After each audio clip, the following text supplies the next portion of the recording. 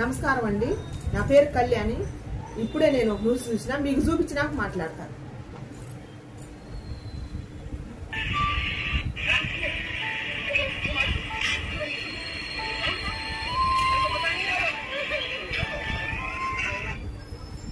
దీని గురించి ధర్మం దారి తప్పింది.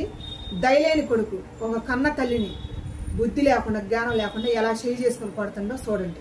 ఈ దుర్మార్గాన్ని 2 రాష్ట్రాల ప్రజలు చూడాలి. నిన్ను 9 నెలలు మోసి కని తల్లి ప్రాణం ఉంటుందో పోతుందో తెలియకుండా ప్రాణం పెట్టి నిన్ను గంటదరా అమ్మ. అట్టాటి అమ్మని నువ్వు చెయ్యెత్తి కొడుతున్నావు. అంతటి మనగాడి వేణు. ఎంత దుర్మార్గం! నిన్ను పాలిచ్చి లాలిచ్చి పెంచి పెద్ద చేసి నీకింత చిన్న కష్టం వచ్చినా ఆ తల్లి ప్రాణం పోయినట్టు ఇలవేలలాడి నిన్నెంత వాణి చేస్తే నువ్వు చివరికి నువ్వు ఇచ్చే అమ్మకు బహుమతి ఏది? భారీ మాటలిని అమ్మను కొడతాను. ఎంత దుర్మార్గం నువ్వు!